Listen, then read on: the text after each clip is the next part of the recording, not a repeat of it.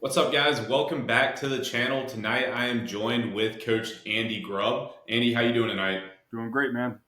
Nice, nice. So we're excited about the topic tonight. Tonight, we are talking about how to maximize your training with modifications. This is a common question we see with a lot of our clients, and it's something as strength coaches we tend to overlook because we've done it for so long that we fail sometimes to see the difficulty for other individuals not knowing what modifications they need to make at appropriate times. So let's go ahead and dive right in there. Andy, could you talk to us about why somebody might need to make modifications to a training program? Yeah, there's several reasons, but I think the two most common is injury or equipment restraints. I hear that over and over and over again. I went to this new gym, it didn't have this, or I tweaked my something doing this, and now I need to come up with something new, or I need to change my regular workout. Those are the ones I hear over and over, but there's a lot of other reasons too. Yeah, absolutely. So let's start with equipment at first because I think that is kind of the most common, and where people don't really understand like, can I swap this for that? Um, and I think one of the biggest mistakes I've seen with clients and talking about it is they try to mimic the movement Mhm. too much, as opposed for us necessarily focusing on what's the intent of that movement. Right. And so, could you dive a little deeper into when I talk about, hey, what's the intent of that movement? What as strength coaches we mean when we talk about intent. Yeah. So it could mean several different things. It could mean, number one, what physical quality are we trying to hone in on? Is it strength? Is it endurance? Is it uh, explosive power or whatever? So that's thing we mean by intent. Another thing is we mean a certain movement pattern itself. We want this movement pattern. Like, okay, you can't back squat. Can you do some sort of squat movement to get it in? The third way is if we don't do this very often as coaches because we're more in the performance realm, but you could think of the intent like we want to work these muscles. So, for instance, if you have a neck machine at your normal gym, now you don't have a neck machine, how are you going to work your neck musculature? So, those are, the three things that come to mind when it comes to intent. Rather than, like what you're talking about would be like, oh, I can't back squat, so I'm going to get this heavy sandbag and strap it over my shoulders and try to do a back squat that way. That those sorts of modifications are a recipe for disaster. Yeah, absolutely. Because I've worked with a lot of clients before, and they just try to mimic that movement so much. And I try to teach that it doesn't necessarily have to be that exact pattern. It is good, like you mentioned, the hinge for us to understand, like, hey, this is a hinge pattern. So do I need to substitute it, or how do I substitute it with another hinge pattern? Like that is extremely valuable, obviously, but it doesn't necessarily have to be the exact same movement. So if I was looking at working strength out of a back squat, but let's say, and we'll dive into injuries a little later on, but let's say somebody just didn't have the mobility to get there on a back squat. And let's say I didn't want to use a front squat. Right. We could load somebody up with a heavy sled and Right. do a heavy sled push with it. Right. So that is a way better modification than me just forcing myself into a position that I'm not ready to be in, I can't do, or just skipping it in general. Right. Right. Yeah. Right. And you can also broaden out the intent to what's the intent of the workout itself. You know Yep. what I mean? So okay, you can't do this particular movement because of equipment constraints. Let's say you can't do this movement because you're dinged up somehow. Okay, so how can you get out of the workout what the workout was intended to do to begin with? That's another way of thinking about it.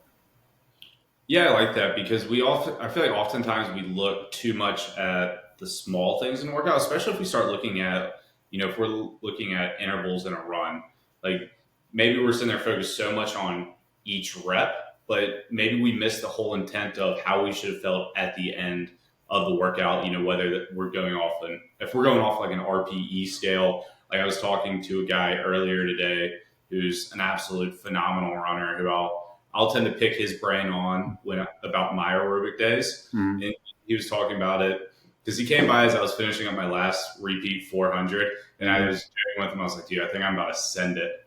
And he's like, and his whole thing was like, "Why? For one single rep? Like, think about the whole intent of the session. Like, what if you were to get hurt trying to send it on this last rep, Right. and then now, like, what has been a great session is just put to waste." So yeah, looking at that intent of the session as well when we go to it. And going off that, I think there is a particular mindset that comes along with the the poor example that you're referring to of somebody just trying to mimic the movement pattern. There's like this. There is an attitude like I have to do exactly what's on the page of the program. I have to. In other words, you just dogmatically and rigidly, you know, commit to the X's and O's of the program. The problem is that if you have a rigid program, you're gonna break. Okay, it's it's the people who are adaptable who can build long-term resilience. So I do think there is, Mhm. the same person who uh, is trying to mimic that same movement, say like the back squat in the weight room, is also going to be the same person who's just like, no, I got to do this run today. It says it in the program. I got to do it regardless of how I'm feeling. And they also don't know how to self-regulate.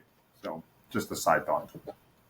Yeah, and I think another big thing is when we look at intent of a pattern. Like, let's give the example of people commonly have power cleans in their training sessions. Yeah. Let's say you're traveling, you're in a hotel gym, but although I will say I have stayed in one hotel in Baton Rouge that had literally everything in it, but most hotel gyms are not going to have very much. Right. So if I'm looking at a program and I'm thinking, well, shit, how the hell am I supposed to do power cleans? I'm working out of a hotel gym. Yeah. I'm probably not going to be able to do power cleans, right? But Right. there's still ways I can get that intended stimulus. Right. Maybe it's I grab 30-pound dumbbells and I'm doing Like a squat vertical jump. jumps with those. Yeah, Yeah. squat jumps. I don't know Yeah. why I said vertical jumps. I'm doing squat jumps as a max effort Yeah. for maybe a triple there. Maybe if I'm at a park where I know my training session that day called for power cleans, maybe I'm working acceleration work. So I can still get that stimulus. And it's one of those things I learned very early on when I was working at Troy. We were um, our first weight room we had was right under the admin, Mm-hmm. uh, administrative staff. Our And you weight weren't room. allowed to do power cleans because it created too much noise. Yeah, did you have the same problem? No, but I've heard it before. Yeah, so I've like heard this over and over again. Yeah. we could not do power cleans from 8 to 5 o'clock Right. because when they would drop the bars, their desks were rattling up Right. top. Right. So we Right. couldn't do it. And as a football strength coach, like, oh, come on, we got to win, whatever else. And So much for it's keeping the athlete frustrating. first, right? Yeah, yeah, yeah. Oh, yeah. You better keep administrative staff happy. But it's frustrating as a coach. But then you just take a step back and be like, well, how can we still get this stimulus with it? Yeah. And very simply, we did more acceleration work, more sprint work. We threw med balls. We did plyo work. Yeah. Like, you can get that stimulus without it having to be that exact movement. Right. And then if I can't power clean, I don't need to sit there and go try and find a movement that looks the exact same as a power clean. Right. And piggybacking off of that, so there you're kind of constrained by the training environment, right? Mm-hmm. Maybe somebody has like a busted wrist. I've seen this before. Somebody has a jammed finger or a busted wrist, and so they're like, "Well, I'll clean it with one hand and I'll put the other arm out straight." And it's just like, man, you can just do a high pull, like that's fine, And but again, it comes down to that, they think that they have to do as close to the movement as possible when that not necessarily the case. Yeah, I don't know if the risk to reward ratio works out well there. With like, I'm just also trying to picture somebody like to Yeah. hear with it. Like, Because like theoretically, when your humerus is parallel to the ground in the catch, you should be able to Yeah, keep your arms out straight, right? And that bar rests across your deltoid. So in their mind, it's just like, well, if it's like it's resting on my opposite. deltoid anyway, why can't I just have my other arm out straight? So whatever. I don't think on a power movement like that, that is a very fine tuned movement to do. I don't think I necessarily want to try something like just to mess with. I'd Yeah, much rather, like you said, a high pull. yeah, Like I can do a clean pull and still get the same stimulus that I want out of it. I don't have to catch it. right, And just same thing, I know we've said it before. If I have somebody who has a wrist injury, like I don't need them catching the bar just for the sake of catching it. Do a clean pull. right, right. So I will say one of the best things I've seen with one of our clients, like I mentioned very early on, we see clients all the time that they just don't know how to make these modifications. I just finished up 90 Unchained with one of our guys, and he had moved, I think, the last week prior to 90 Unchained finishing up, and we had talked before about, hey, we'll make sure to get on the call and discuss like any modifications you need to make with the program that you were going to do moving forward. Hopped off 90 Unchained, was moving on to Warfighter, and to where he had already been looking at some of those movements and wanted to discuss, like, hey, what things can we substitute once I figure out what I had in my gym? And then the next time we get on a call, like fully ready to discuss, like, hey, let's make this modification, let's do this or that. And he comes on the call and's like, I don't have any questions. Honestly, what we've talked about over the past 12 weeks, I knew exactly what to make. And that Right, is an extremely great feeling as a coach right. because, like I said, while it's easy for us to think of like, oh, I'm just going to do this instead or Hmm. that, it's not that easy for everybody else. Right. You're right. And especially because we're doing it all day, every day with people. So the answers come intuitively to us, but yeah, not always to the No, client. yeah, absolutely. So if we look at modifications in a program based off the gym setting, let's talk about other reasons why we might make modifications. So first, before we lean into anything of climate or body composition, let's look at some injuries. What are some common injuries that we see where people need to make modifications on in their movements and they just seem to be stuck with it? Yeah, I hear. Let's see, man. When I was working with athletes, it was a lot more joint things. Hand, wrist, shoulders, elbows, knees, whatever. When I like tactical population, however, it's a lot more like soft tissue things. So hold hamstrings, very common. I get that. Um, Tendonitis in the knees, especially, I get that a lot. Bicep tendonitis, which is not your peak, it hits your shoulder up here. Tendonitis in the shoulder, get that a lot. AC joint from people who take a fall or something, they hurt this joint where that little bone sticks up. I hear that a lot. So, I mean, we can just go through each one of those if you want and just talk about how to work around it. Yeah, let's start with a hamstring issue because I Okay. mean obviously we see that all the time. Yeah. So you're somebody, and let's say you're going in and having hamstring tightness. So if we Yeah. have a little hamstring tightness, doesn't necessarily mean we're injured. The body could be warning you to take it easy, like you need to recover. Right. So you have somebody who has some hamstring tightness. It's not an injury at this point. What modifications would you recommend that they make into their lower body training? Maybe not a modification. The first thing is mobility. So almost the first thing I'll do is ask them to start stretching out their psoas or their hip flexor, because a lot of times their hip flexor is pulling their pelvis forward or tilting their pelvis forward, and therefore elongating the hamstring and making the hamstring feel tight. So I catch people who they're trying to figure it out on their own. They have tight hamstrings, and so they end up stretching their hamstrings more and more and more. But as they stretch, they are loosening up the hamstring. But because the psoas is pulling on it, all they're doing is making the psoas shorter and shorter and shorter, and they're not seeking any long. They're not getting any long-term relief in the hamstring. So that's the first thing I do is I look at that. Now, assuming that they don't have tight hip flexors, then the next thing is you just simply ask, what is it that bothers it? You know, for some people, uh, you know, RDLs are going to bother it. Hinge patterns are going to bother it. Back squatting is going to bother it. Cool. Have you tried a front squat instead? I've had dudes who have gotten a grade 1 strain, and the very next day we got them front squatting. No big deal. So that's a big one.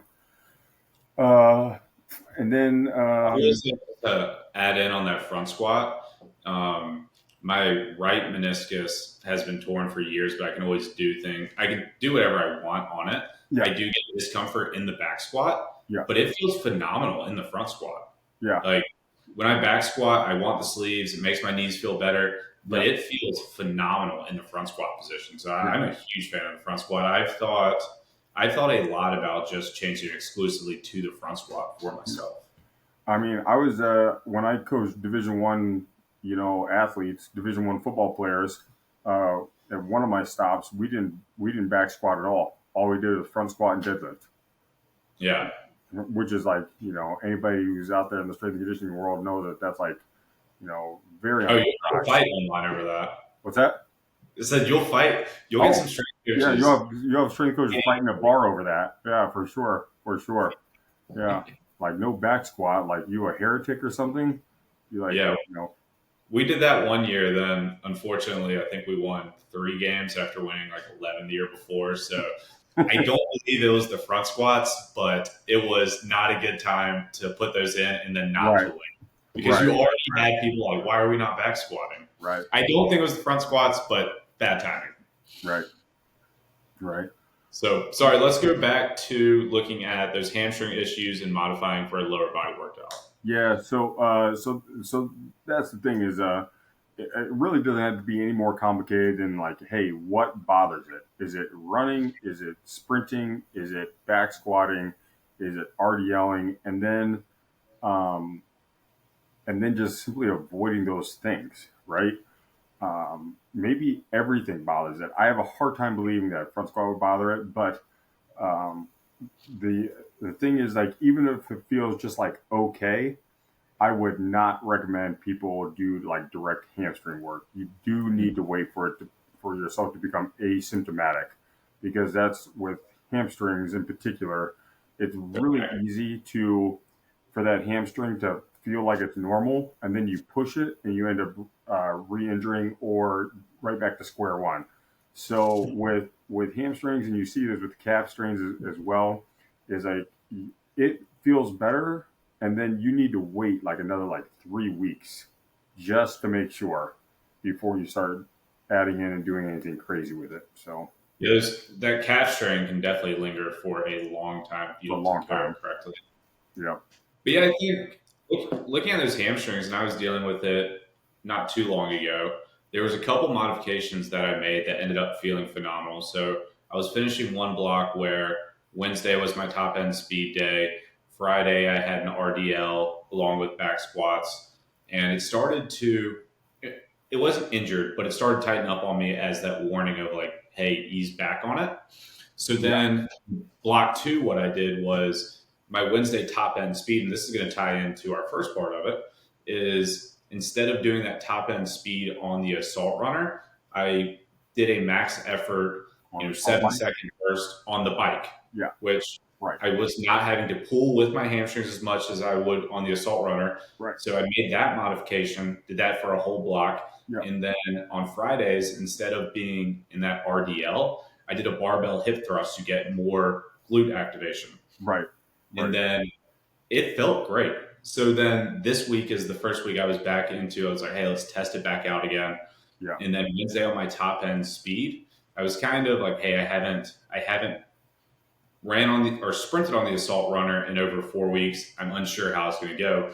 But Yeah. I came back on Wednesday and hit faster speeds than I was hitting in that first block. Yeah. So You tapered. I was pumped. I did make sure also when we look at coming back from anything like this, I did make sure not to overdo it. So Yeah. when I was looking at that top end speed work, I only did 4 reps where I was holding that top end speed Right. for however long I could comfortably. So I wasn't going to push it, wasn't going to make myself want to like throw up from anything like this. Right. It was how long can I hold it comfortably, and then also knowing when to stop. Right. That's a really good point. I'm glad you brought that up. I forgot about those sorts of examples of, okay, you're supposed to sprint. Well, how can I do something all out as fast and as hard as I can? Bike, great replacement. Posterior train chain in that area, can't do it with an RDL. Let's do you know the glute bridge instead. Did I cut out? All right, guys, we're back. Sorry, we had a little technical difficulty with the camera. So, Andy, let's jump right back into that conversation. We were discussing changing the stimulus from top end speed on the treadmill to utilizing that bike with a max effort to still get that stimulus that we are looking for. Right. So yeah, and notice that I want to just point out, and this is getting into the nitty gritty. Notice that you could have done, say, a all out sprint on like the row machine, but those of us with enough experience know that the transfer between the bike sprint and the real sprint is going to be a little bit more than say like the row machine, because there is the row machine, for instance, there is like that pause when you're retracting the rower that it doesn't where you're not like actually pushing or anything like that. The other thing I was going to say was, oh man, what was I going to say, Ben? That's escaped me, man. Sorry. Oh, no, you're good. Yeah, I think that hammers in the point of, finding a way to get it done. We don't need to sit there and push ourselves to the point of injury, because I think if we sit there, or not, I know that if we sit there and try to force ourselves through a spot when our body's telling us like, hey, ease up, like how much further does that actually set us back on training? So making sure we're being smart and listening to our body and modifying when we need to. It Right. doesn't have to be like, hey, you're soft for not doing what was prescribed. Listen to your body. You're going to know your body better than a coach knows your body. Like, listen to what your body Yeah. is telling you. Yeah, that's a really good point. Or say, so this is kind of tangential, but when you're injured, or you're not quite, or you're doing something that you know is a little bit high risk, the risk to reward is really not in your favor. So the reward you get from trying to, like, for instance, like with you, send it on that last 400, like the reward is just this big. It's this big. You know what I mean? Yeah. And what I think a lot of people don't realize is that, if you get dinged up, like progress stops. You know what I mean? It's Yeah. like you just threw away 8 or 3 or 4 weeks because you decided to make one wrong step. And like, it's like throwing away, it's like doing all this workout on a treadmill or a cardio, and then you turn it right around and go to the buffet. You've just ruined the workout. You know what I mean? Oh, yeah. Um, You go down 20 people. and Right. And so when you modify like the idea of like toughing it out and all that stuff, and no, it's just foolish. It's foolish. You're better off, playing it safe in virtually every scenario you find yourself, and just being smart. Yeah, absolutely. So, Andy, let's talk about our next reason to modify. So, we see a lot of people, and me and you are both bigger individuals. So we see, and we talk about toughing it out and everything else. Let's talk about bigger individuals trying to get their aerobic work in. And let's say they're on a training program that is a lot of running. What Yeah. modifications can that individual make, to get the most out of their training and to be able to run pain free? Yeah. Okay. This is a topic after my own heart, because I'm a big dude who is like a Clydesdale when he runs. So, first of all, you don't need to run every day. First and foremost, even if you're a big guy and you want to run a marathon, you don't need to run every day. cross training is going to be your friend. You need to think, what is going to be good on my joints? What is not going to beat me up like running does out on the road? And that's going to be anything low impact. As long as you are getting the heart rate stimulus that you would have gotten running, it's going to be a great substitute for you. And now, it's not going to be as specific as running if you want to get better at running itself, but the fact that it's going to allow you to get your work in without getting beat up means that you're going to end up ahead rather than just try to tough it out. Because with any sort of cyclical pattern, so running, biking, stair stepping, anything like that, anything that's cyclical, if there's a problem that arises, there's no such thing as toughing it out, because it's just going to get worse and worse and worse and worse, and then you're going to break. So, yeah, with running, what I say for big guys who can't handle like the high mileage is, think about what heart rate zone you're working in, and then just figure out a way to do that low impact. Maybe it is a Jacob's ladder or a Versa climber. Maybe you're getting in the pool.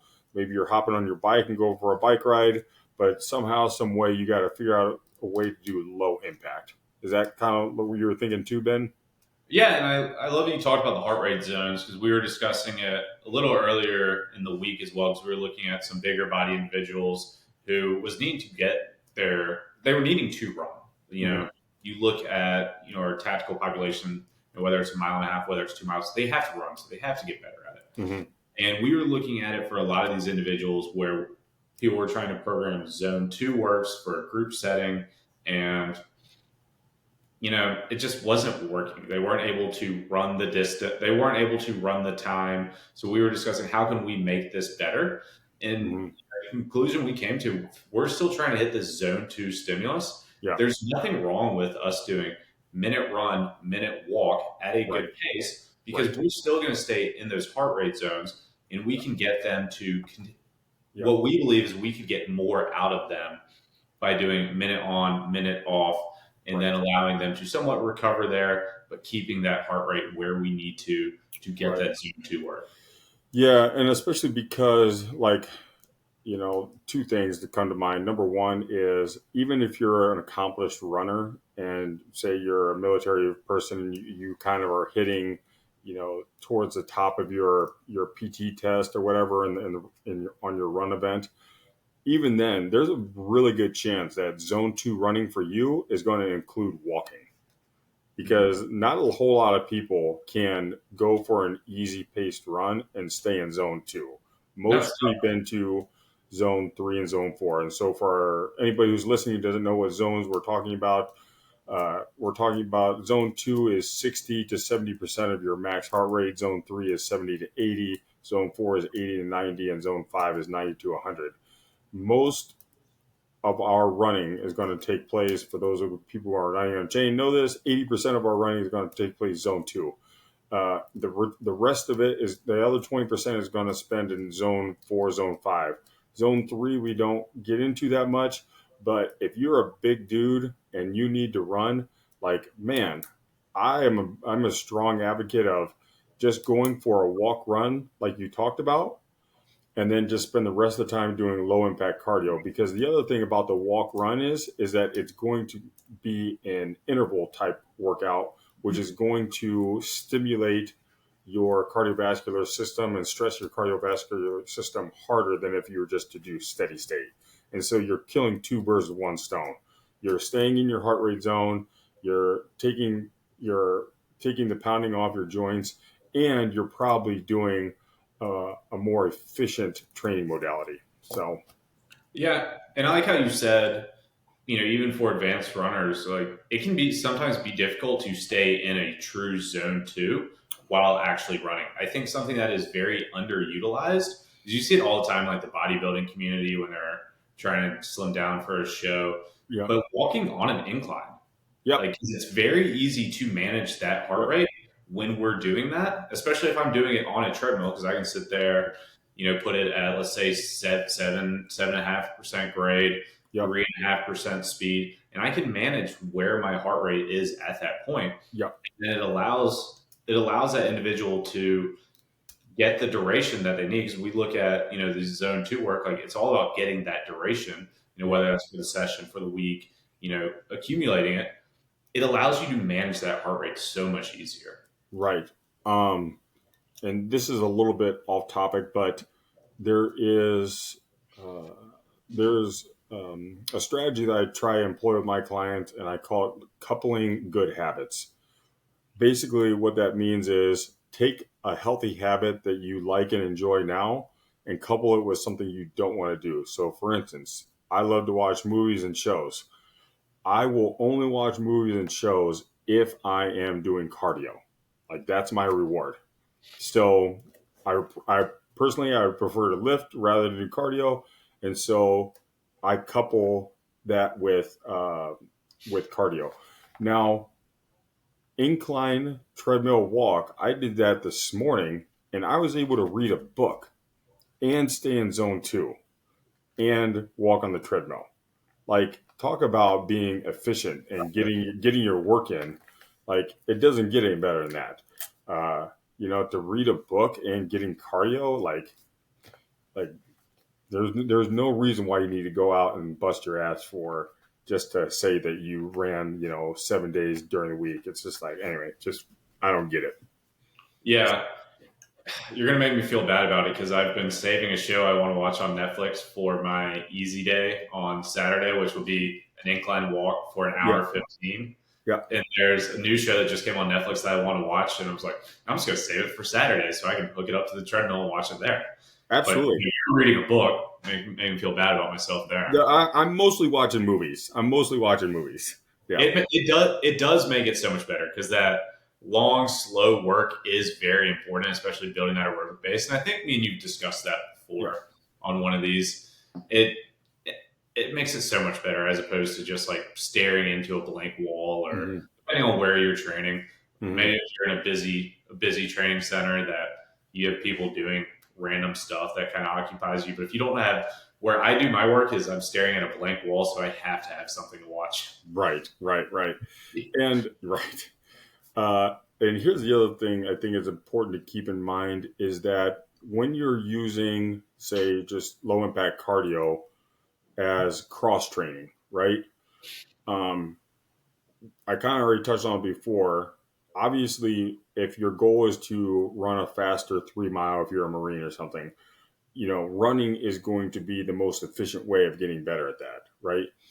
Uh, and if you were to do cardio, say where you do zone two cardio for 7 days a week, you didn't run at all.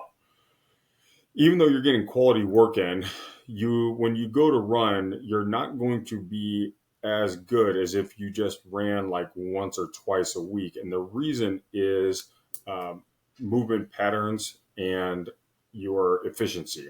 So oftentimes, if you're a big runner and then you go to do like a cardio machine inside, maybe it's raining or something, you notice that you like hop on the stairmaster and you're just like, man, this is level 5 is just killing me. It's like it's not because you're out of shape. Obviously, you're in shape. You run every day. The problem is that your body isn't used to the movement, and Right. so if you want that now, if you were to keep running and you were to do stairmaster like say twice a week, in a matter of just a few weeks, you'd be killing the stairmaster. And the same thing goes with running. Is if you're a big dude and running messes up your feet and your joints and your hips and your back and all that, like you can do low impact for 5 days out of the week and then just a couple of days do running, and then what that's going to do is it's going to transfer over and keep it's kind of like using a language. You just have to use it a little bit to keep it, you know what I mean? And it's the same way in this of modifying using cross training in order to get better at another event. So Yeah, absolutely. Because I mean, it's the same thing you look at in athletics. Like, if I'm somebody who wants to be good at golf and somebody wants to be good at baseball, like I have to practice my swing, right? yeah, I can't go and not practice that right, and then expect to be good at it.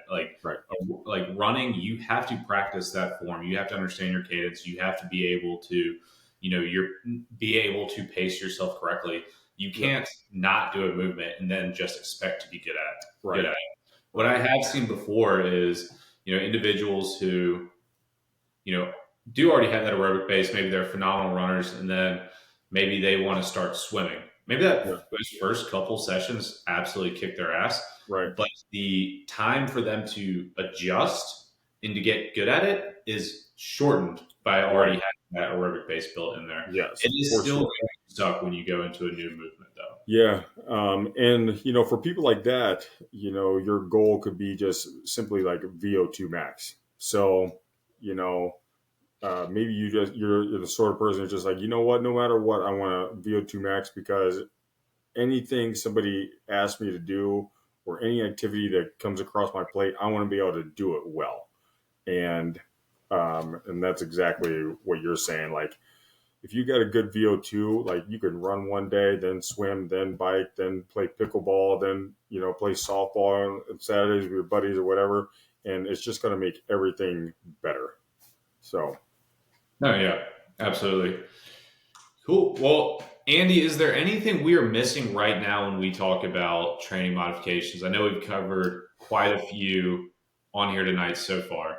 yeah, I think two that we didn't really hit was um, your anthropometrics, which is a fancy term for how your limbs are proportioned to one another, and then movement pattern limitations. So, for instance, um, maybe you are somebody who just simply can't get down into a low front squat. Like you lack the dorsiflexion in your ankles to get into a low front squat. But like by God, you've seen people catch that bar in Olympic clean. You see these slow mo videos on social media or whatever with the Olympic weightlifters, and you want to be able to do that. Well, it might not be in the cards for you right now. So rather than doing that movement poorly and putting yourself at risk for injury, maybe you ought to try something like a goblet squat first before you start going to the front squat. So that's one thing. Like your just inability to hit certain movement patterns. And then in terms of anthropometrics, a deadlift is a great example. If you have really long legs, your legs come up to your armpits, and you have little T-Rex arms, Oh, that's a bad combination. bad combination. You're going to be a great bencher, but Yeah, it's going to phenomenal. be hard to pull because you're going to have to bend over that bar so far. If if that's you, man, just switch to sumo.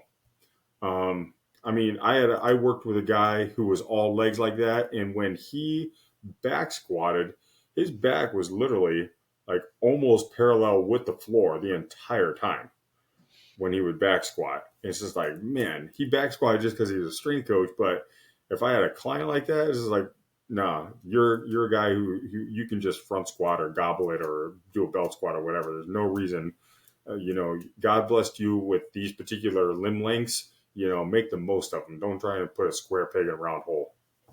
Yeah, and that's interesting when you talk, or not, like, so many people try and say, hey, a back squat should look like this, a deadlift should look like this, but don't take into account of limb length and Yeah. what that does for the biomechanics of the movement. Very simply, we go back to the back squat. Doing a high bar versus a low bar is Mm-hmm. going to change the biomechanics of the squat. Right. And for it's easy for us to look at that, but for somebody who doesn't understand that, you're going to look at it and be like, "Oh, they're bent over, they're going to get hurt." But that's not Yeah. like, and not the case in every situation. Yeah. There's so one helpful distinction going piggybacking off of that is there is we'll just use the back squat as an example. There is back squat technique, there is back squat form, and there's back squat style. You know, technique would be, or a form would be like just general movement pattern. You got the bar on your back, you're bringing your hips down to parallel. Okay, back squat technique might be you put the bar down lower, you shove your butt way back to keep a vertical shin angle. And then back squat style, which is going to be based, your technique and your style is going to be based upon your limb lengths and your preferences. But you may be a person who, because of your limb lengths, you ought to be doing a low bar back squat, but maybe you're somebody who likes to bring his legs in narrower rather than going out really wide like a West Side barbell style. and just because that's what works well for you. I'm thinking of the particularly in mind Dan Bell, the super heavyweight power lifter. He's like 390 pounds and squats like north of 1150 raw, and he has a really narrow stance. If I was squatting that much, I'd be getting out as wide as I could so I didn't have to move the bar those extra few inches. But his style is to go narrow with his feet. And, obviously it works for him. So it's a great example of like, you don't have to fit into a particular box. Look at your limb lengths and do the technique that takes best advantage of your limb lengths or the technique that will target your weak areas. And then don't be afraid to deviate little things to make it your own. No, yeah, I like that. I haven't heard it broken down into those three before, but yeah, that's really good. Yeah. Cool. Well, Andy, I think we've packed a lot of information in here tonight as far as how to truly make modifications and reasons why people make modifications. Mm-hmm. Is there any parting words you want to leave everybody with tonight? Parting words I have. Remember last time your parting words were a big hit. What was the parting words last time? Your parting words last time on the dirty bulk was a big hit. So try and right. Oh man, yeah. Maybe we'll make that like a regular part of the show, like a regular segment or something. Parting words would be this: rigid programs break people.